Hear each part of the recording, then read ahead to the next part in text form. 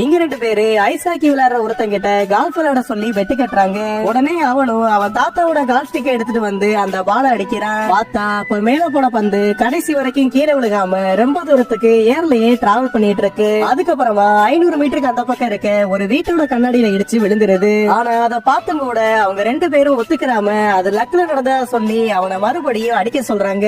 உடனே அவனும் அடிக்க மறுபடியும் அதே வீட்டுக்கு போன பந்து அங்கிருந்த ஓனரோட தலையிலேயே விழுந்துருது. இருந்தாலும் அவங்க அதையும் ஒத்துக்கிறாம இன்னொரு பாலையும் அடிக்க சொல்ல அவனும் யோசிக்காம அடிச்சிடுறான். அதே நேரத்துல அப்பாவுக்கு என்னாச்சுன்னு அவர் பொண்ணு எட்டி பார்க்க இந்த டைம் பந்து அவளோட தலையில விழுந்துருது. உடனே அவ மேல இருந்து கீழே விழுக அதை பார்த்து பயந்து போனவங்க பெட் டிக்கெட் அமௌண்ட் கொடுத்துட்டு அங்கிருந்து கிளம்பிடுறாங்க. அப்ப பணத்தை பார்த்த கில்மோருக்கு இதை வச்சு நிறைய பணம் சம்பாதிக்கலாம்னு ஐடியா வருது. சோ அடுத்த நாளே கால்ஃப் கிரவுண்டுக்கு போனவன் அங்க இருக்க எல்லாருக்கிட்டையும் பெட்டு கட்டி வரிசையா பணம் சம்பாதிக்க ஆரம்பிக்கிறான். அப்ப ஒரு கோச் அவனை பார்த்துட்டு அவனை ஒரு டோர்னமெண்ட்டுக்கு இன்வைட் பண்றாரு. அவனும் டோர்னமெண்ட்ல நிறைய பணம் கிடைக்குன்னு அதுல கலந்துக்கிறதுக்கு ஒத்துக்கிறான். அதுக்கப்புறமா டோர்னமெண்ட்டும் ஆரம்பிக்குது. அப்ப கடைசி ரவுண்ட்ல அவன் கூட விளையாண்டவன் பால குழியில தள்ளிடுறான். ஆனா அடுத்த நிமிஷமே அங்கிருந்த டவர் கொலாப்ஸ் ஆகி கிரவுண்ட்ல விழுந்ததால கேமே ஸ்டாப் ஆயிருது. இருந்தாலும் பால கையில் எடுக்காம அந்த டவரை யூஸ் பண்ணியே அதை உள்ள தள்ளி கடைசியா அவன் அந்த கேம்ல வின் பண்ணிடுறான்.